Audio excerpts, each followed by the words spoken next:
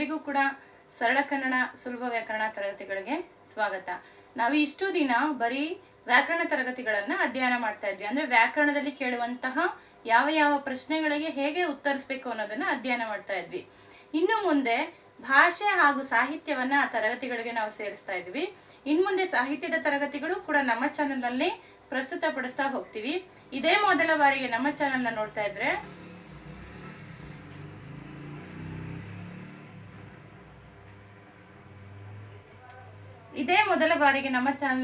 ಇದ್ರೆ ಸಬ್ಸ್ಕ್ರೈಬ್ ಮಾಡ್ಕೊಳ್ಳಿ. ಕಳೆದಂತ ಎಲ್ಲಾ ವಿಡಿಯೋಗಳನ್ನ ತರಗತಿಗಳನ್ನ ವೀಕ್ಷಿಸಿ ಅಂತ ಹೇಳ್ತಾ ಇವತ್ತಿನಿಂದ ನಾವು ಸಾಹಿತ್ಯದ ತರಗತಿಗಳನ್ನ ಪ್ರಾರಂಭ ಮಾಡ್ತಾ ಇದೀವಿ. ಪ್ರತಿ ಕಾಂಪಿಟೇಟಿವ್ ಎಕ್ಸಾಮ್ ಇರ್ಬೋದು, ಕನ್ನಡ ಸಾಹಿತ್ಯದ ಬಗ್ಗೆ ಹಲವಾರು ಪ್ರಶ್ನೆಗಳನ್ನ ಕೇಳ್ತಾ ಹೋಗ್ತಾರೆ. ಟೆಟ್ ಎಕ್ಸಾಮ್ ಇರ್ಬೋದು, CET ಎಕ್ಸಾಮ್ಸ್ ಇರ್ಬೋದು, ಟೀಚರ್ಸ್ಗೆ ಕಾಲಾಗಿರುವಂತ ರೆಕ್ರೂಟ್ಮೆಂಟ್ ಆದ್ರೂ ಆಗಿರಬಹುದು, ಅಥವಾ PDO ಆಗಿರ್ಬೋದು, FDA SDA ಆಗಿರ್ಬೋದು, ಅಥವಾ NET SLET ಯಾವುದೇ ಪರೀಕ್ಷೆಗಳಾಗಿರ್ಬೋದು, ಕನ್ನಡ ಸಾಹಿತ್ಯಕ್ಕೆ ಸಂಬಂಧಿಸಿದಂತೆ ಹಲವಾರು ಪ್ರಶ್ನೆಗಳನ್ನ ಕೇಳ್ತಾ ಹೋಗ್ತಾರೆ.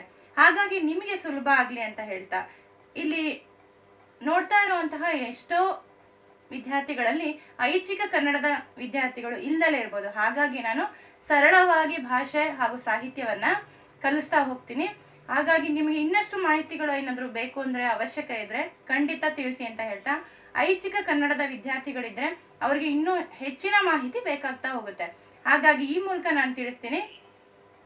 ಸ್ಪರ್ಧಾತ್ಮಕ ಪರೀಕ್ಷೆಗಳನ್ನ ಬರೆಯುತ್ತಿರುವಂತವ್ರಿಗೆ ಇಷ್ಟು ಸಾಹಿತ್ಯದ ತರಗತಿಗಳು ಸಾಕಾಗುತ್ತೆ ಅಂತ ಭಾವಿಸ್ತಾ, ಐಚ್ಛಿಕ ಕನ್ನಡದ ವಿದ್ಯಾರ್ಥಿಗಳಿಗೆ ಇನ್ನಷ್ಟು ಹೇಳುವಂತ ಅವಶ್ಯಕತೆ ಇದೆ. ಹಾಗೆ NET SLET ಅನ್ನ ತಗೊಳ್ಳುವಂತಹ ಕನ್ನಡದ ವಿದ್ಯಾರ್ಥಿಗಳಿಗೂ ಕೂಡ ಇನ್ನೂ ಅಷ್ಟು ಮಾಹಿತಿಗಳ ಅವಶ್ಯಕತೆ ಇರೋದ್ರಿಂದ ಇನ್ನೂ ಬೇರೆ ಬೇರೆ ತರಗತಿಗಳನ್ನ ಕೊಡ್ತೀವಿ ಅಂತ ಹೇಳ್ತಾ ಇವತ್ತಿನಿಂದ ಕನ್ನಡ ಸಾಹಿತ್ಯದ ತರಗತಿಗಳನ್ನ ಪ್ರಾರಂಭ ಮಾಡೋಣ.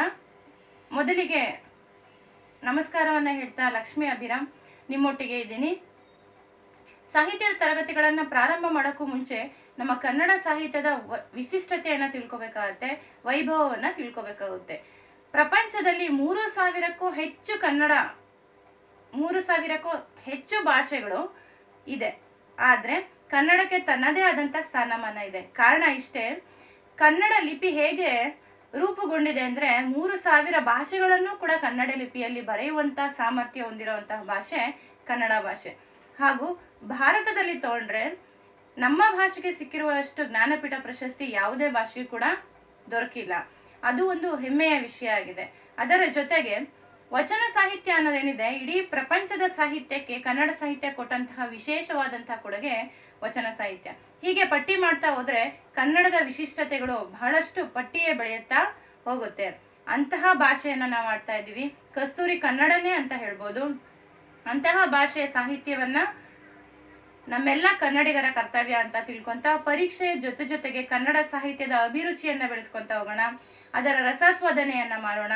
ನಮ್ಮಲ್ಲಿ ಶ್ರಮ ವಹಿಸಿದಂತ ಕೃಷಿ ಮಾಡಿದಂತಹ ಕವಿಗಳ ಬಗ್ಗೆ ತಿಳ್ಕೊಳ್ಳೋಣ, ಸಾಹಿತ್ಯದ ಬಗ್ಗೆ ತಿಳ್ಕೊಳ್ಳೋಣ. ಯಾಕಂದ್ರೆ ಕನ್ನಡ ಸಾಹಿತ್ಯದ ಹಲವಾರು ಕೃತಿಗಳು ಆಂಗ್ಲ ಭಾಷೆಗೆ ತರ್ಜುಮೆ ಆಗಿದೆ, ಹಿಂದಿ ಭಾಷೆಗೆ ತರ್ಜುಮೆ ಆಗಿದೆ. ಅಂದ್ರೆ ನಮ್ಮ ಭಾಷೆಯ ವೈಭವತೆ ಕೂಡ ನಾವಾದ್ರೂ ತಿಳ್ಕೋಬೇಕು ಅಂತ ಹೇಳ್ತಾ, ಕಾವ್ಯಾನಂದ ಅವರು ಅಂತ ಹೆಸರನ್ನ ಪಡೆದಿರುವಂತಹ ಸಿದ್ದಯ್ಯ ಪುರಾಣಿಕ ಅವರ ಒಂದು ಪದ್ಯದ ಮೂಲಕ ನಾನು ಸಾಹಿತ್ಯದ ತರಗತಿಗಳನ್ನ ಪ್ರಾರಂಭ ಮಾಡ್ತೇನೆ.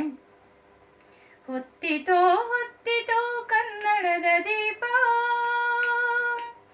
ಮುಗೀತೋ ಮುಗೀತು ಶತಮಾನಗಳ ಶಾಪ, ಹೊತ್ತಿತೋ ಹೊತ್ತಿತೋ ಕನ್ನಡದ ದೀಪ. ಹಾಗಾಗಿ ಇನ್ನು ಮುಂದೆ ಸಾಹಿತ್ಯದ ತರಗತಿಗಳನ್ನ ಪ್ರಾರಂಭ ಮಾಡೋಣ ಅಂತ ಹೇಳ್ತಾ, ಮೊದಲಿಗೆ ಕನ್ನಡ ಸಾಹಿತ್ಯದ ಅಧ್ಯಯನ ಕ್ರಮವನ್ನ ನಾವು ತಿಳ್ಕೊಬೇಕಾಗುತ್ತೆ. ಕನ್ನಡ ಸಾಹಿತ್ಯವನ್ನ ಯಾವ ರೀತಿ ಅಧ್ಯಯನ ಮಾಡಬೇಕು ಅನ್ನೋದು ಮುಖ್ಯವಾದಂತ ಅಂಶ ಇಲ್ಲಿ. ಮೊದಲಿಗೆ R ನರಸಿಂಹಾಚಾರ್ ಅನ್ನುವಂತಹ ಕವಿ ಚರಿತ್ರೆ ಅನ್ನುವಂತಹ ಒಂದು ಗ್ರಂಥವನ್ನ ಬರೀತಾರೆ. ಆ ಗ್ರಂಥದಲ್ಲಿ ಮುಖ್ಯವಾಗಿ 3 ಹಂತಗಳನ್ನಾಗಿ ಸಾಹಿತ್ಯವನ್ನ ಅಧ್ಯಯನ ಮಾಡಬೇಕು ಅಂತ ನಮ್ಗೆ ತಿಳಿಸ್ಕೊಡ್ತಾರೆ. ಮೊದಲಿಗೆ ಜೈನ ಕವಿಗಳು ಬರ್ತಾ ಹೋಗ್ತಾರೆ. ಹಾಗಾಗಿ ಆ ಯುಗವನ್ನ ಜೈನ ಕವಿಗಳ ಯುಗ ಅಂತ ಕರಿತಾ ಹೋಗ್ತಾರೆ, ಹಳೆಗನ್ನಡದ ಕಾಲವನ್ನ. ನಂತರ ನಡುಗನ್ನಡದ ಕಾಲವನ್ನ ವೀರಶೈವ ಕವಿಗಳ ಯುಗ ಅಂತ ಕರಿತಾ ಹೋಗ್ತಾರೆ. ನಂತರದ ಕಾಲವನ್ನ ವೈಷ್ಣವ ಕವಿಗಳ ಯುಗ ಅಂತ ಕರಿತಾ ಹೋಗ್ತಾರೆ. ಹಾಗಾಗಿ ಯಾವ ಯಾವ ಕಾಲದಲ್ಲಿ ಕವಿಗಳು ಬಂದ್ರೋ ಆ ಧರ್ಮವನ್ನ ಆಧರಿಸಿ ಆರ್ ನರಸಿಂಹಾಚಾರ್ಯ ಅವರು ಕವಿಚರಿತೆಯಲ್ಲಿ ಬರಿತಾ ಹೋಗ್ತಾರೆ. ಇದು ಧರ್ಮವನ್ನ ಮತಧರ್ಮವನ್ನ ಆಧರಿಸಿ ಆರ್ ನರಸಿಂಹಾಚಾರ್ಯ ಅವರು ಈ ರೀತಿ ಅಧ್ಯಯನ ಮಾಡಬಹುದು ಅಂತ ಒಂದು ಪಟ್ಟಿಯನ್ನ ಕೊಡ್ತಾರೆ. ಮುಂದೆ ಮುಂದೆ ಬರ್ತಾ ಇನ್ನೂ ಬಹಳಷ್ಟು ಜನ ಸಾಹಿತ್ಯವನ್ನ ಯಾವ ರೀತಿ ಅಧ್ಯಯನ ಮಾಡಬೇಕು ಅನ್ನೋದನ್ನ ತಿಳಿಸ್ಕೊಡ್ತಾ ಹೋಗ್ತಾರೆ. ಅದನ್ನ ನಾವು ಈಗ ತಿಳ್ಕೊಳ್ಳೋಣ. ನಂತರ ದೊರೆಸ್ವಾಮಿ ಅಯ್ಯಂಗಾರ್ ಅನ್ನುವಂತಹವರು ಭಾಷಾ ದೃಷ್ಟಿಯನ್ನ ಗಮನಿಸಿ ವಿಭಾಗವನ್ನ ಮಾಡ್ತಾ ಹೋಗ್ತಾರೆ. ಕನ್ನಡ ಸಾಹಿತ್ಯವನ್ನ ವಿಭಾಗ ಮಾಡ್ತಾ ಹೋಗ್ತಾರೆ.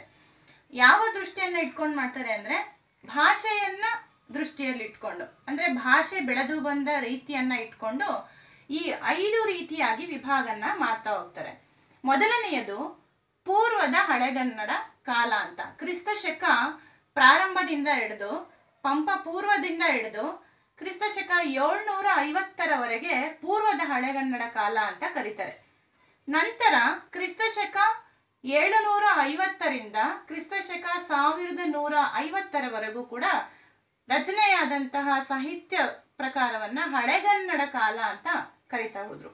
ನಂತರ ಕ್ರಿಸ್ತ ಶಕ 1150ರಿಂದ ಕ್ರಿಸ್ತ ಶಕ 1500ರವರೆಗೆ ರಚನೆಯಾದಂತಹ ಕೃತಿಗಳನ್ನ ಆಧರಿಸಿ ಮಧ್ಯ ಕನ್ನಡ ಕಾಲ ಅಂತ ಕರೆದ್ರು. ನಂತರ ಕ್ರಿಸ್ತ ಶಕ 1500ರಿಂದ 1850ರವರೆಗೂ ಹೊಸಗನ್ನಡ ಸಾಹಿತ್ಯ ಕಾಲ ಅಂತ ಕರೀತಾರೆ. ನಂತರ ಕ್ರಿಸ್ತ ಶಕ 1850ರವರೆಗೂ ಕೂಡ ಬಂದಂತಹ ಸಾಹಿತ್ಯ, ಇತ್ತೀಚಿನವರೆಗೂ ಕೂಡ ಬಂದಿರುವಂತಹ ಸಾಹಿತ್ಯ ಎಲ್ಲವನ್ನೂ ಪೂರ್ಣವಾಗಿ ನವಗನ್ನಡ ಸಾಹಿತ್ಯ ಕಾಲ ಅಂತ ಕರೆದ್ರು. ಹೀಗಾಗಿ ಎರಡನೇ ವಿಧವಾಗಿ ನಾವು ನೋಡ್ಬೇಕು ಅಂತಂದ್ರೆ ಭಾಷಾ ದೃಷ್ಟಿಯನ್ನ ಗಮನದಲ್ಲಿಟ್ಟುಕೊಂಡು ಮಾಡಿದಂತ ವಿಭಾಗ, ದೊರೆಸ್ವಾಮಿ ಅಯ್ಯಂಗಾರ್ ಅವರು ಮಾಡಿದಂತ ವಿಭಾಗ, ಈ ರೀತಿ 5 ವಿಭಾಗಗಳನ್ನ ಮಾಡ್ತಾ ಹೋದ್ರು. ಪೂರ್ವದ ಹಳೆಗನ್ನಡ ಕಾಲ, ಹಳೆಗನ್ನಡ, ಮಧ್ಯ ಕನ್ನಡ, ಹೊಸಗನ್ನಡ ಹಾಗೂ ನವಕನ್ನಡ ಅನ್ನುವಂತ 5 ವಿಭಾಗಗಳನ್ನ ಮಾಡ್ತಾ ಹೋಗ್ತಾರೆ. ಮುಂದೆ ಹೇಗೆ ಅಂತ ತಿಳ್ಕೊಳ್ಳೋಣ. ಒಂದು ನಿಮಿಷ.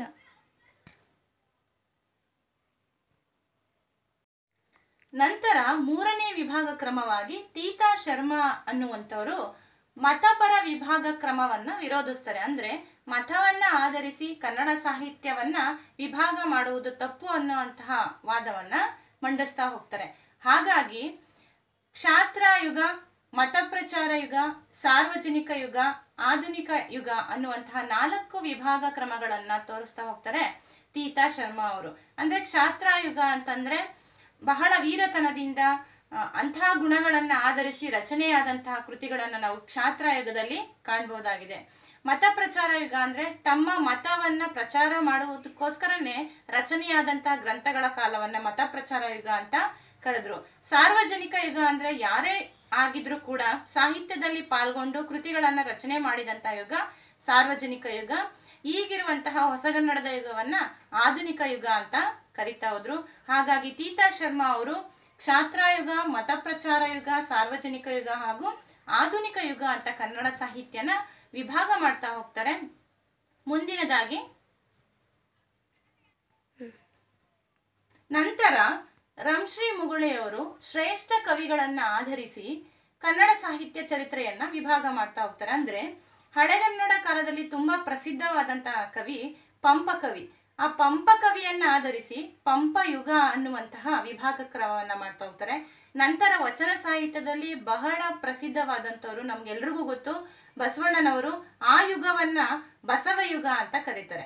ನಂತರ 15ನೇ ಶತಮಾನಕ್ಕೆ ಬಂದ್ರೆ ಕುಮಾರವ್ಯಾಸ ಬಹಳ ಶ್ರೇಷ್ಠವಾದಂತ ಕವಿ. ಹಾಗಾಗಿ ಆ ಕಾಲವನ್ನ ಕುಮಾರವ್ಯಾಸ ಯುಗ ಅಂತ ವಿಭಾಗ ಮಾಡ್ತಾರೆ.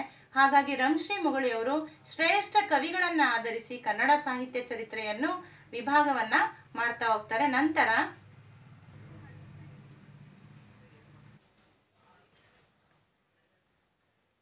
ತಸು ಶಾಮರಾಯ ಅವರು ಬಸವಣ್ಣನವರು ಶ್ರೇಷ್ಠ ಕವಿ ಅಷ್ಟೇ ಅಲ್ಲ, ಅವರು ಸಂತರು. ಹಾಗಾಗಿ ಕೇವಲ ಅವರನ್ನ ಕವಿ ಅಂತ ಹೇಳೋದು ತಪ್ಪಾಗತ್ತೆ ಅನ್ನೋ ಕಾರಣಕ್ಕಾಗಿ ಬಸವಣ್ಣನವರ ಯುಗವನ್ನ ಹರಿಹರ ಯುಗ ಅನ್ನುವಂತೆ ಪರಿವರ್ತನೆ ಮಾಡ್ತಾರೆ. ಹಾಗಾಗಿ ತಸು ಶಾಮರಾಯರು 4 ವಿಭಾಗ ಕ್ರಮದ ಮೂಲಕ ಕನ್ನಡ ಸಾಹಿತ್ಯ ಚರಿತ್ರೆಯನ್ನ ಅಧ್ಯಯನ ಮಾಡಬಹುದು ಅಂತಾರೆ. ಅದೇ ಪಂಪ ಪೂರ್ವ ಯುಗ ಅಂದ್ರೆ ಆದಿಕವಿ ಮಹಾಕವಿ ಪಂಪ ಅಂತ ನಾವ್ ಹೇಳ್ತೀವಿ ಕನ್ನಡಕ್ಕೆ. ಪಂಪ ಬರುವುದಕ್ಕೂ ಮುಂಚೆ ಬಹಳಷ್ಟು ಜನ ಕವಿಗಳು ಕನ್ನಡ ಸಾಹಿತ್ಯದಲ್ಲಿ ಇದ್ರು ಅನ್ನುವಂತಹ ದಾಖಲೆಗಳನ್ನ ಕೊಡ್ತಾ ಹೋಗ್ತಾರೆ. ಅದೇ ಪಂಪ ಪೂರ್ವ ಯುಗ. ಬಹಳಷ್ಟು ಜನ ಕವಿಗಳು ಬರ್ತಾ ಹೋಗ್ತಾರೆ. ಈ ತರಗತಿಯ ನಂತರ ಪಂಪ, ರನ್ನ, ಪೊನ್ನ, ಪ್ರಮುಖ ಶಾಸನಗಳು, ಹಳೆಗನ್ನಡದ ಪ್ರಮುಖ ಸಾಹಿತಿಗಳು, ಇವರ ಪರಿಚಯವನ್ನ ನಾನು ಮಾಡ್ಕೊಡ್ತಾ ಹೋಗ್ತೀನಿ. ನಂತರ ಪಂಪ ಪೂರ್ವ ಯುಗದ ನಂತರ ಪಂಪ ಯುಗ ಅನ್ನುವಂತೆ ವಿಭಾಗ ಕ್ರಮ ಮಾಡ್ತಾರೆ. ನಂತರ ಬಸವಣ್ಣನವರ ಯುಗವನ್ನ ತೆಗೆದುಹಾಕಿ ಹರಿಹರ ಯುಗ ಅನ್ನುವಂತಹ ವಿಭಾಗ ಕ್ರಮನ ಕೊಡ್ತಾ ಹೋಗ್ತಾರೆ. ನಂತರ ಕುಮಾರವ್ಯಾಸ ಯುಗ ಅಂತ ಹೇಳ್ತಾ ಹೋಗ್ತಾರೆ. ಹೀಗಾಗಿ ತಸು ಶಾಮರಾಯರು ಕನ್ನಡ ಸಾಹಿತ್ಯ ಚರಿತ್ರೆಯನ್ನ ಅಧ್ಯಯನ ಮಾಡಬೇಕಾದ್ರೆ ಈ 4 ಕ್ರಮಗಳಲ್ಲಿ, ಈ 4 ರೀತಿಯಲ್ಲಿ ಅಧ್ಯಯನ ಮಾಡಬೇಕು ಅನ್ನುವಂತಹ ಸೂಕ್ಷ್ಮ ವಿಧಾನಗಳನ್ನ ನಮಗೆ ತಿಳಿಸ್ಕೊಡ್ತಾ ಹೋಗ್ತಾರೆ. ನಾವಿಷ್ಟು ಈಗ ವಿಡಿಯೋದಲ್ಲಿ ನೋಡಿದಂಥ ಅಂಶಗಳು ಕನ್ನಡ ಸಾಹಿತ್ಯವನ್ನ ಯಾವ ರೀತಿ ವಿಭಾಗವನ್ನಾಗಿ ಯಾರು ಯಾವ ಕವಿಗಳು ಯಾವ ರೀತಿ ವಿಭಾಗ ಕ್ರಮದಲ್ಲಿ ಅಧ್ಯಯನ ಮಾಡಬಹುದು ಅನ್ನೋದನ್ನ ತಿಳಿಸ್ಕೊಟ್ಟಂತಹ ಅಂಶ. ಇಷ್ಟನ್ನ ನಾವು ಇವತ್ತಿನ ತರಗತಿಯಲ್ಲಿ ತಿಳ್ಕೊಂಡ್ವಿ.